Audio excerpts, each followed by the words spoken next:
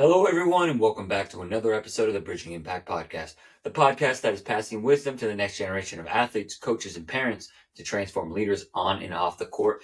And in today's edition of Coach's Corner, which is our Friday edition of the Bridging Impact Podcast, I, Coach Furtado, talk about what I am seeing in the youth sports world, the questions I'm getting asked by parents and coaches and athletes. And so let's dive right into this topic. It's a fun one. Everyone talks about it, everyone knows about it, and it's probably the worst part of youth sports. Parents. How do we deal with parents? And it's kind of an interesting subject, right? Because I want to invite parents into the Bridging Impact basketball experience. I think parents are an integral part of it's the most important. Like, parents are more important than coaches when it comes to sports experiences. I do think coaches play a big role as well, but number one would be the parents. And obviously I get the opportunity to be now a club basketball coach. And so when you're in the club basketball world, you get to see the goods, right? There's a lot of great parents out there that are supporting their kids no matter how they do and giving them reminders and encouragements and some of the stuff that I'm going to talk about a little bit later. But there are also parents that are continually, trying to grab their kids' attention while they're playing and being reactive. And so a lot of that is what I'm going to touch on in this. And especially this is a great episode for parents to listen to and really figure out how to actually support your kid. And because we all want to challenge our kids, right? I think, I'm not going to sit here and tell you how to parent, because some parents are more of the encouraging style. Some parents are more of like the challenging and rise to the occasion. And I think both parenting styles are very useful. But as the challenging parent, right, there are some, kind of rules of thumb in how to do it. And especially at the age and the maturity level, right? Because certain kids, you may have a fifth grader who's really mature and as mature as a high schooler. And then you may also have, a freshman or a sophomore that was really affected by the pandemic and is delayed in maturity wise. So it's not all like one size fits all for age. There's, some general rules of thumb that we'll kind of dive into. But what I really wanted to get, open this up with is just the constant yelling at your kid throughout the game. And I want to share a story that was shared on our podcast, actually around not this time last year, but around July of last year. His name is VJ Stanley. I recommend you go listen to that episode. It's kind of an interesting youth sports perspective, not experience, but youth sports perspective, because, he talks a lot about, engagement for the kids and like doing things age appropriate wise. And it's going to probably, a lot of coaches will probably push back on what he says. And I think that's actually a good thing sometimes. So with that, he shares this story about, so let's take, me and you, for example. I'm working from home, doing some of my business. I'm doing some spreadsheets on finances.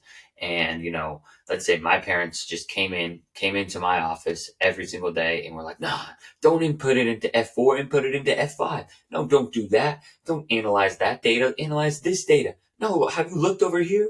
And it's the constant, yelling. And like, none of us like being micromanaged. I don't care who you are, right? Some of us like to be coached hard, but none of us like to be micromanaged. Does not matter what profession we're doing. I hate being micromanaged when I coach. I hate being micromanaged when I used to play, right? And I don't like being micromanaged at any point in my life. That's one of the reasons I love entrepreneurship and setting my own goals. I love to be coached. I do not like to be micromanaged. And there is a difference that I'm going to talk about right now. So if we do not like being micromanaged when we are doing our work, right, our daily lives, then why do we micromanage our kids? Why do we micromanage when they play, right? Oh, son, why did you pass the ball over there? He was open. Well, guess what? He didn't see it because he's 5'2" and he has someone taller than him on him, right? And I'll be honest, I didn't coach the best this weekend. I was a little too reactive, and I kind of got sucked into the winning that club basketball is, and that's a whole nother topic for another day. But so I'm still learning, and I'm trying to get better at being proactive. But if you are a parent, being reactive, and what I mean by reactive, if your, child makes a mistake, what are you going to do about it? Are you going to say, why didn't you pass to this person X? Or, there are different ways to do it. Hey, next time, keep your head up, right?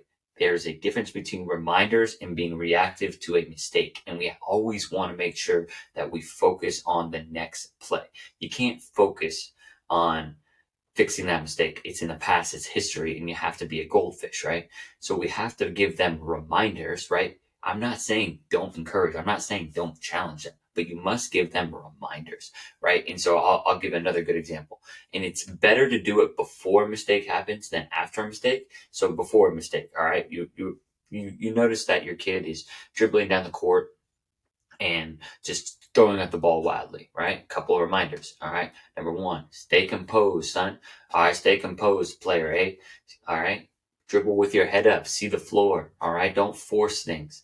And just know that, especially for my younger guys, right? 10U is going to take time. It's a learning adjustment, and that, some of the things that you can work on when you're working on, with them on your own, or, talking about practice, hey, what did coach say? And this is a big one. This is a big one as a coach. And, are you saying things that separate what the coach is saying from what you're saying? What I mean by that. So, let's say your son is a point guard, your daughter is a point guard, and the coach wants them to come down and facilitate. Well, guess what? Are you coming down? Are you telling them, hey, put your head down and drive to the basket, right? A kid, especially a youth kid, right? I'm thinking about my little guys, but even middle school, high school, like I've seen it at the varsity level, with parents getting involved and, kids then wanting to please their parents. Like I've seen it at all levels. I really haven't you can't do it collegiately because your butt is going to be sitting on the bench, like there's zero tolerance for that.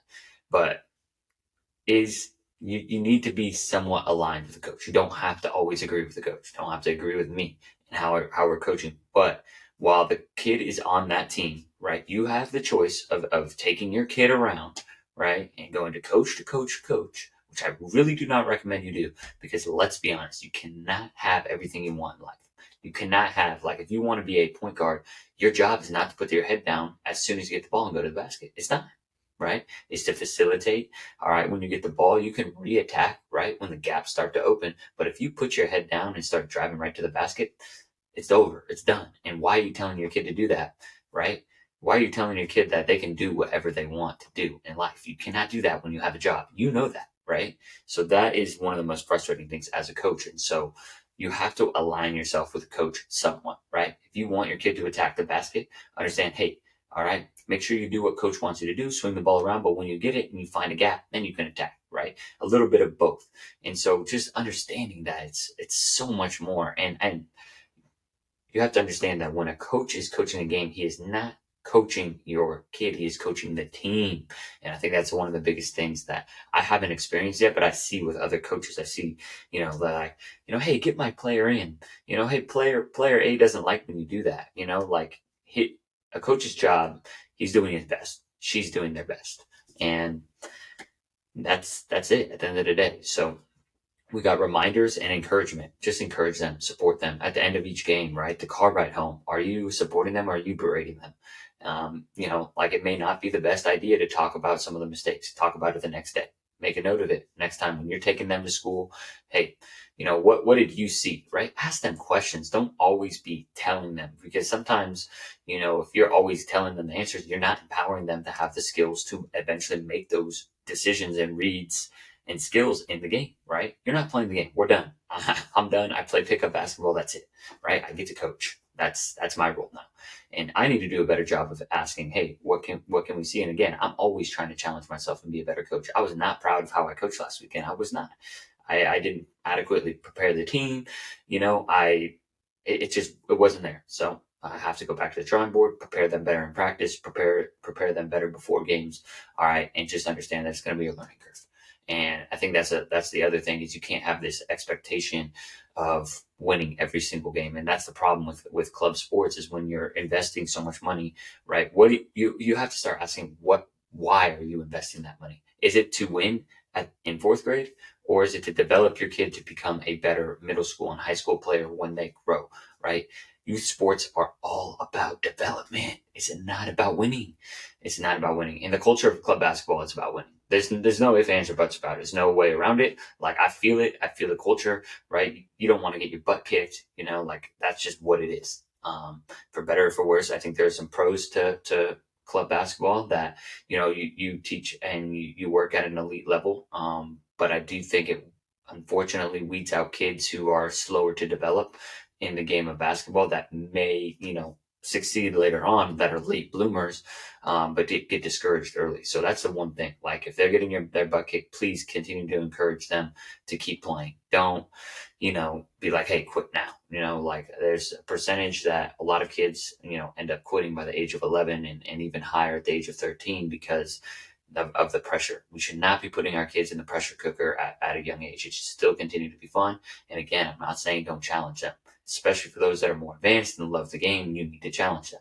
And there's got to be a balance. It's an art to it. There's an art to parenting. There's an art to coaching. And I'm not a parent. So at the end of the day, I don't know what it's like. I really don't. This is just sharing a third party perspective, hopefully some little bit of tidbits, and you can probably push back a little bit because, I'm not a parent. And, I'm always open to listening to new perspectives. But the one thing I do know as a coach, right, is an art of coaching. And the art of coaching is finding the fine line between challenging and encouraging, because I'm going to leave you off with this. What you celebrate gets rewarded. So if you celebrate, always, shooting 10 to 12 games and 10 to 12 shots per game and they're not good shots, well, guess what? Your kid's going to keep taking bad shots. But guess what? Your kid, once they're in middle school and high school, they're going to be sitting on the bench. And there's no ifs, ands, or buts about it, because shot selection and being a good team player is an important part of the game. So without further ado, that's the end of this episode. Please reach out to me and let me know your thoughts on this episode. I know it's probably a little bit more of a controversial one, and I'm really excited to open up some dialogue, because at the end of the day, parents are the most important people when it comes to sports. And I want to make sure that all of our kids are supported in the best way possible. And for me as a coach, I'm always learning, trying to develop my skills and ability to lead young men, young women to become great athletes, but honestly, I want them to be great leaders on and off the court. Sports is a vehicle to transform people's lives. So let's continue to do that. Please share this podcast with a friend. If you got something out of it, go leave a review on Apple Podcasts or Spotify. That's how we grow.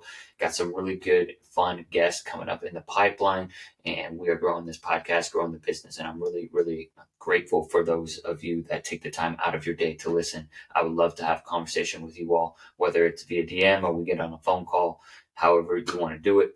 All right, Coach Furtado out. I will see you all next week.